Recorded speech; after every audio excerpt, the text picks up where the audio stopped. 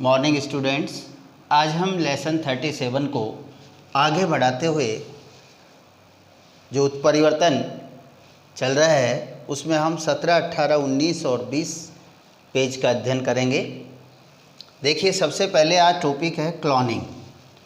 क्या है बेटा? क्लोनिंग। क्लोनिंग क्या होता है? अलैंगिक जनन से एक ही जनक से प्राप्त जैव रूप या क्लोन। जैव रूप क्या कहलाता है बेटा? क्लोन कहलाता है। अर्थात एक ही जनक से प्राप्त जो संतति होती है बिना निषेचन के, यानी हम कह सकते हैं कि अलैंगिक जनन से जो प्राप्त संतति है वही क्या कहलाएगी? क्लोन। और यह प्रक्रिया क्या कहलाती है? क्लोनिंग। अब देखो बेटा, क्लोन एक ग्रीक शब्द है। क्लोन क्या है? एक ग्रीक शब्द है जिसका अर्थ है टहनी शाखाएं जो आपस में समानताएं रखती हैं।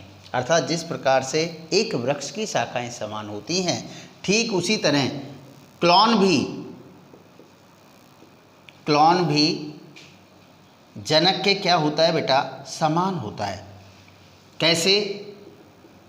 बाह्य और आंतरिक रूप से। कैसे समान होता है बेटा? बाह्य रूप से भी और आंतरिक रूप से भी। अब देखो बेटा, इसके बाद हम शुरुआत करते हैं कि जो क्लोनिंग है इसके कितने टाइप्स हैं। तो देखो बेटा, क्लोनिंग के 2 टाइप्स हैं। एक तो है जीन क्लोनिंग और एक है जैव क्लोनिंग। जीन क्लोनिंग में हम जीन और गुणसूत्र की प्रतियां तैयार करते हैं। जीन और गुणसूत्र की क्या तैयार करते हैं बेटा? प्रतियां तैयार करते हैं। जबकि जैव क्लोनिंग के अंतर्गत हम संपूर्ण जीव विकसित किया जाता है। संपूर्ण जीव तैयार किया जाता है।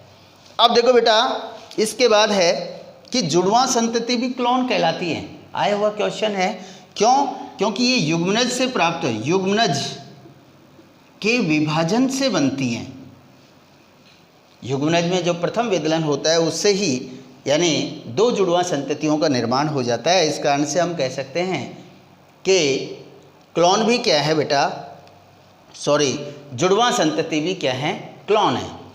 अब देखो बेटा, क्लोन की यदि हम क्लोनिंग की विधि देखें या तकनीक देखें तो इसकी 2 विधियां हैं। एक ब्लास्टोमियर पृथक्करण और दूसरी है बेटा केंद्रक प्रत्यारोपण तकनीक।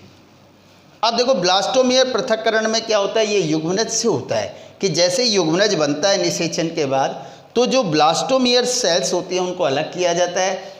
और इन ब्लास्टोमियर सेल्स को यदि हम उचित पोष माध्यम में रखें तो उचित पोष माध्यम के अंदर यदि हम रखते हैं तो इसी से भ्रूण डेवलप हो जाता है।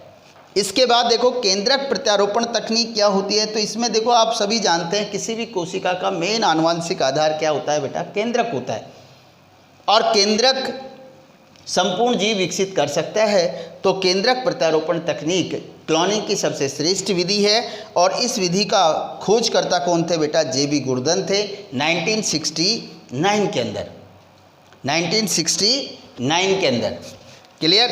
इसके बाद हम आगे बढ़ते हैं कि जो जे.बी. गुर्दन था उन्होंने कैसे सबसे पहले क्लोन तैयार किया था। उन्होंने टेडपोल लार्वा का क्लोन तैयार किया था। और उन्होंने क्या किया कि जो मेंढक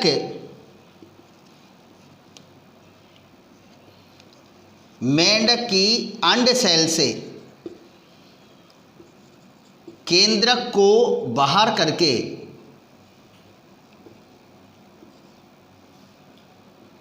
उसमें टेडपोल लार्वा की आंतरिक उपकला सेल्स का केंद्रक प्रत्यारोपित किया। क्या किया बेटा? कि उसने मेंढक की जो अंड सेल्स थी उससे केंद्रक को तो बाहर कर दिया और उसमें टेडपोल लार्वा की क्या बेटा? आंतरिक उपकला कोशिका के केंद्रक को डाल दिया। तो टेडपोल लार्वाओं का विकास हो गया, परिवर्धन हो गया। तो ये जे.बी. गुर्दन ने खोजा था। इसके अतिरिक्त आपको सभी जानते हैं कि जो डोली भेड़ थी, क्या थी बेटा? डोली भेड़, जो प्रथम क्लोन भेड़ थी जिसका आविष्कार या विकास 1996 के अंदर डॉक्टर इयान विलमुट ने किया था। डॉक्टर इयान विलमुट ने किया था। और डॉक्टर इयान विलमुट ने क्या किया बेटा कि उसने सबसे पहले एक 6 माह की यानी प्रथम भेड़, 2 भेड़ ली और प्रथम भेड़ से स्तन सेल्स को अलग किया और इस स्तन सेल्स के केंद्रक को यानी इस कोशिका को केंद्रक विहीन किया। क्या किया बेटा? केंद्रक विहीन कोशिका ली। और सेकंड वाली जो भेड़ थी उसमें क्या किया बेटा कि इसकी उपकला कोशिका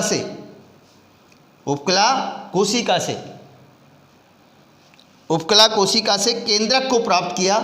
किसको बेटा? केंद्रक को, केवल केंद्रक को।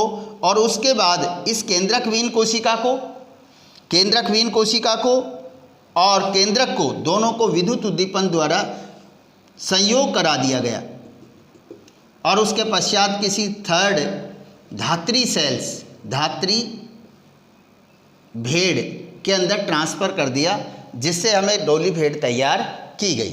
देखो बेटा क्या किया, डोली भेड़ कैसे तैयार की। ये एक प्रकार की केंद्रक प्रत्यारोपण तकनीक थी जो डॉक्टर इयान विलमुट ने तैयार की थी। उन्होंने 6 वर्ष की एक भेड़ से स्तनी कोशिका को प्राप्त किया, इसको केंद्रक विहीन किया, केंद्रक विहीन कोशिका और इधर से केंद्रक को यानी उपकला कोशिका, दूसरी भेड़ से उपकला कोशिका से केंद्रक को प्राप्त किया, दोनों में विद्युत उद्दीपन द्वारा संयोग कराया और उसके पश्चात जो युग्मनज था उसको यानी बाह्य माध्यम में तैयार करके किसी थर्ड भेड़ के अंदर ट्रांसफ़र किया, जिसको हम धात्री भेड़ कहते हैं। और उसके अंदर 5-6 माह बाद यानी 5 जुलाई 1996 को पहला क्लोन भेड़ कौन सा प्राप्त हुआ बेटा? डॉली।